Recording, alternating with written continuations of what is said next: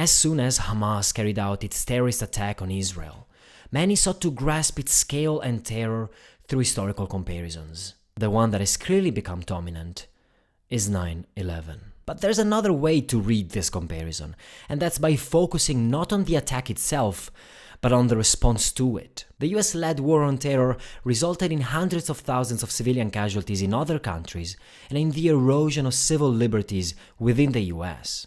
Now, as the Israel-Hamas war threatens to grow into a wider conflict, President Biden himself has warned Israel not to repeat the same mistakes that America made after 9/11. To unpack this comparison, we wanted to talk with Spencer Ackerman. He is a Pulitzer Prize winner, columnist at The Nation, author of the newsletter Forever Wars, and of the book Reign of Terror, which is really a good examination of not just the 9/11 attack itself, but also of the grim chain of consequences that followed.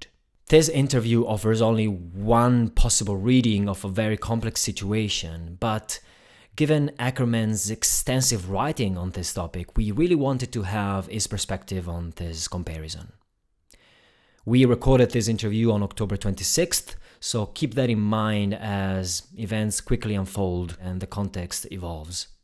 Many have compared the Hamas terrorist attack against Israel to 9/11. As with every comparison, the aspects that are similar are highlighted, while the differences are pushed in the background.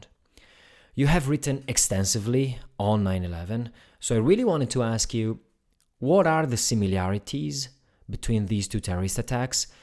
And when we make this comparison, what is that we are highlighting and what is that we are perhaps forgetting? So the comparisons themselves to the actual attacks are somewhat superficial. They're better understood in terms of politics and less so in terms of what you might call a military analysis of the strike. First, Hamas attacked on 3 domains: air, sea, and land. And then secondly, Hamas carried out violent raids against civilians in nearby kibbutzim in southern Israel. There was no follow-on attack that Al-Qaeda had from 9/11. What's similar is the sense of profound psychological shock that this caused to both societies that had come to think of themselves as more so in the American sense than the Israeli sense, but firmly insulated against attacks of this sort. There's another way to look at the comparison, and that's by focusing not on the attack itself, but on the response to the attack.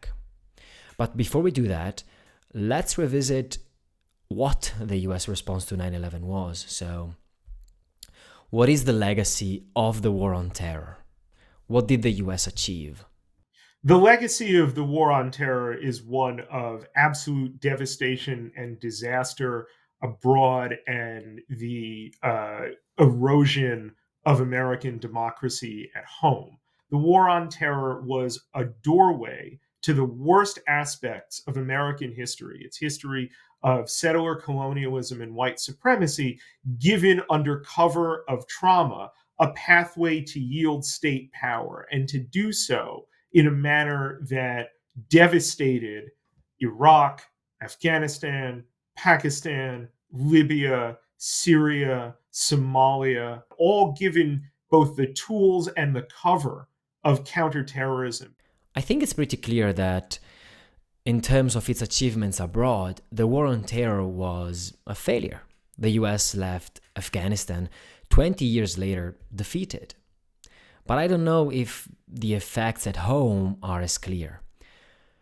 Can you elaborate on how the 9/11 response led to the erosion of civil liberties and democratic institutions with some examples?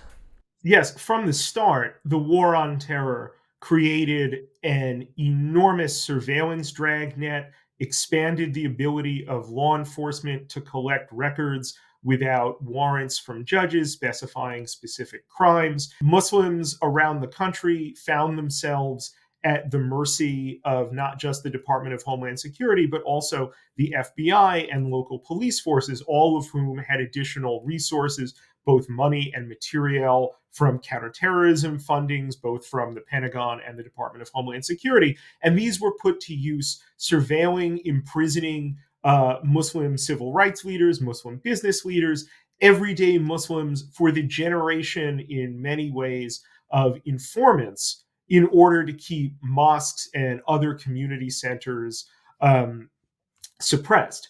As this went on, increasingly this mood of permitted and normalized nativism aimed against Muslims spread, as these things always do. These things inevitably expanded the aperture of the possible, allowed Islamophobia and the politics of minority suppression firmly into the coalition that would become Donald Trump's MAGA coalition. And these are now enduring features of American political and social landscapes. So, with this assessment in mind, do you think that Israel is making the same mistakes?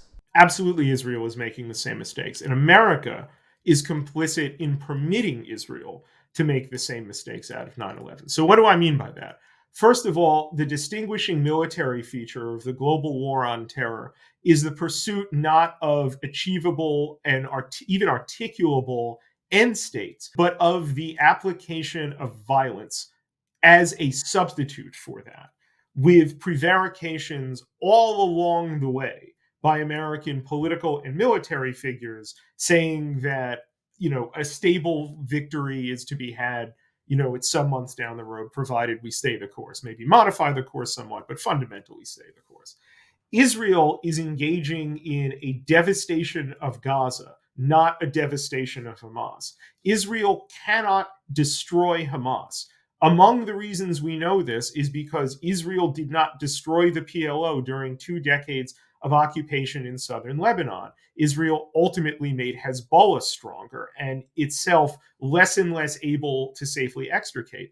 After Israel did in fact extricate in 2000, by 2006, after Hezbollah took some hostages in northern Israel, very similar to what we've seen on October 7th, Israel launched yet another devastating war on Lebanon to expressly destroy Hezbollah. That failed as well. And now Hezbollah is both strong as it's ever been and aiming an enormous rocket and missile arsenal as a potential second front supported by Iran on Israel's northern border.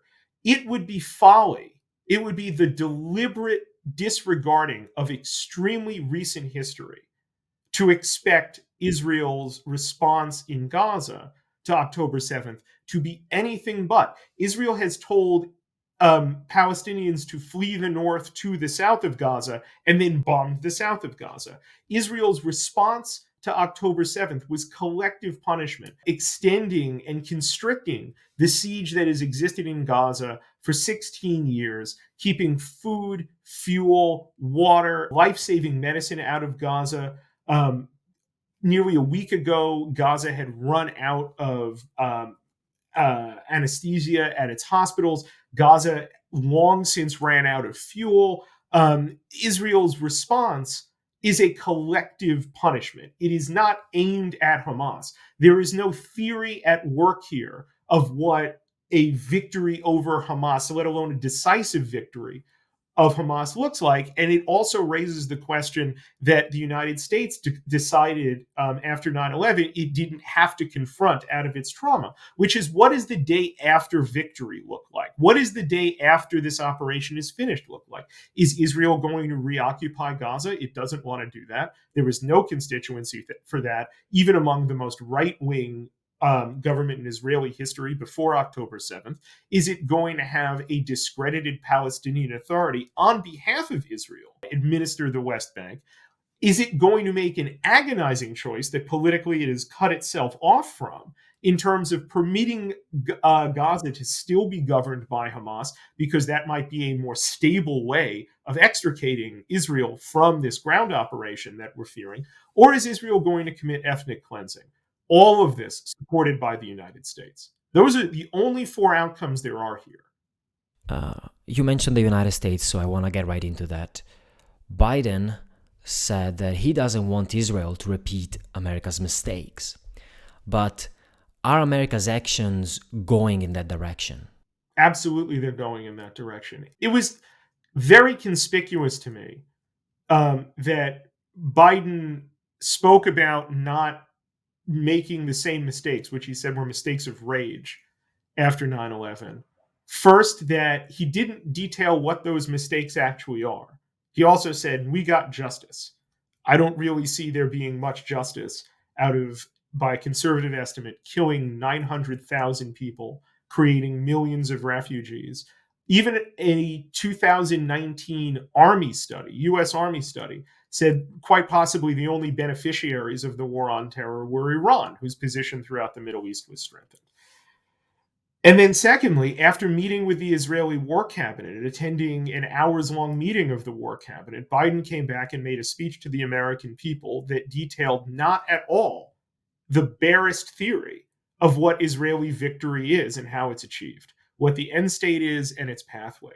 All of this is deeply reminiscent of the war on terror. And that ought to be a cautionary tale because there is still time to stop a ground invasion. I want to make sure that we leave some space for some Israeli narratives here.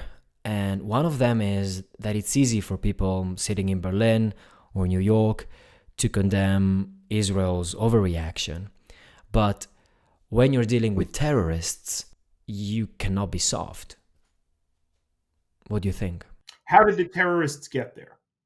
The terrorists got there, if you want to take the most immediate example, of a policy by the current Israeli prime minister to permit Gaza, with funding flowing in from Qatar,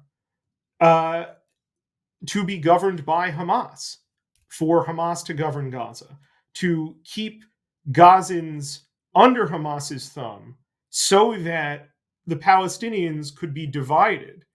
And in that division, Israel would not have to divest itself of the West Bank. This was deliberate Israeli policy that turned out to be catastrophic. And I have loved ones in Israel. My people I love here in the United States have loved ones in Israel. I am Jewish. I feel this very acutely.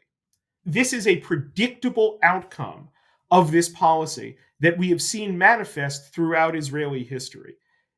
The reason why the Israeli government did that is to make sure that it can hold on to the West Bank rather than deal with a final status negotiation for the just causes, the just aspiration of the Palestinian national project. Only when those just aspirations are credibly addressed will we actually have safety for the people I love in Israel as well as for the people I love in Palestine. Everything beside that is a very real human consequence. We, of course, have to keep space for the fact that Hamas committed a terrorist atrocity, that there are innocent people kidnapped in Gazan tunnels right now, and that there were innocent civilians massacred by Hamas in southern Israel. There is only one stable way to stop that from happening, and it is to credibly address, adjudicate, and reach a final status, a just peace for the just aspirations of Palestinian national liberation and Israeli safety. Yeah, although not every path the US took after 9/11, at least according to some critics, looks mistaken in hindsight. And for example, the decision to destroy the Islamic State rather than seeking coexistence with it, many considered a good call. I understand that. I am sympathetic to it. It is also important to ask the crucial question, how did the Islamic State get there in the first place? And the answer is the 2003 invasion of Iraq, where before there was the barest minimum of an al-Qaeda presence, by the very next year, al-Qaeda had established the most nihilistic, murderous, capable, and aggressive franchise in its entire existence, to the point where Osama bin Laden himself had to plead with the head of al-Qaeda in Iraq to stop killing so many Muslims. The United States thought it destroyed Al Qaeda in Iraq. It never, in fact, did that. It gave it a second chance at life in American military prisons. And then when the civil war in Syria became a disaster next door, these two strains merged together and created the Islamic State. The American-supported war against the Islamic State was a direct consequence of America having to clean up an earlier mess of the global war on terror. What is the outcome of the destruction of the Islamic State? There are at least 55,000 people in an open-air prison supported by the U.S. in eastern Syria. The size of a small town is held in a prison where the ultimate disposition of those inside, men, women, and children, is entirely unclear. This is a powder keg. We have not perhaps seen the end of where the war on ISIS is. As horrific a thing as ISIS is, another iteration may still be possible. And unless the US deals with these fundamental material conditions that make all of these policy decisions, that make all of this worse, we have no reason to expect them to get any better. We can only expect periods of quiet that last however long they last. I know we have reached the end of the conversation, but I really wanted to ask you one last thing. You make a point that I would like to highlight, that the 9/11 attack was so hideous that presenting a context to try to understand it was seen as outrageous. Can you elaborate on that? And are we seeing the same now too? Yes. So one of the most important aspects of 9/11 politics is to make scandalous the presentation of context.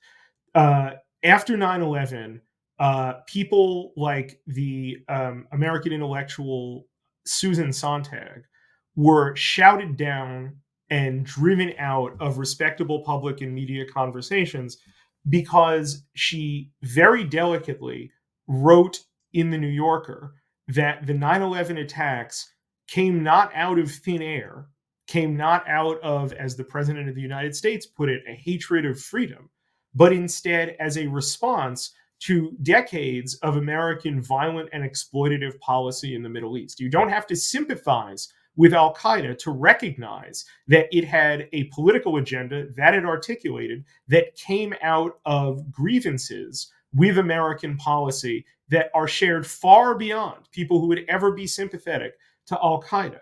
She was shouted down so that those conditions did not have to be credibly addressed by policymakers. The result was the narrowing of respectable opinion that became a glide path to the wars and all of the devastations that they existed. The exact same thing is happening after October 7th, both in Israel and America. The refusal to accept the humanity of Palestinians. And we have seen the hideous consequences of this, not just in Gaza, but also in the United States, where a 6-year-old boy in Illinois, Fidea Al-Fayyoum, was murdered by his own landlord, who had been ingesting nonstop media narratives dehumanizing the Palestinians, and killed him and put his mother in the hospital by screaming, "You Muslims have to die." We're right back to the darkest days after 9/11. Is there something that I didn't ask you that you would like to add to the conversation? All I would say is these are choices that American and Israeli policymakers are making. After 9/11, there was a presentation by politicians and journalists that war was the only answer, that there was no alternative, that America had to militarize and transform its own understandings of the relationship between freedom and security in a new post-9/11 world. That was always a lie. It led to a disaster, and we don't have to make those same choices a second time. Spencer, thank you so much. I really appreciate you taking the time. Thank you so much, Chris.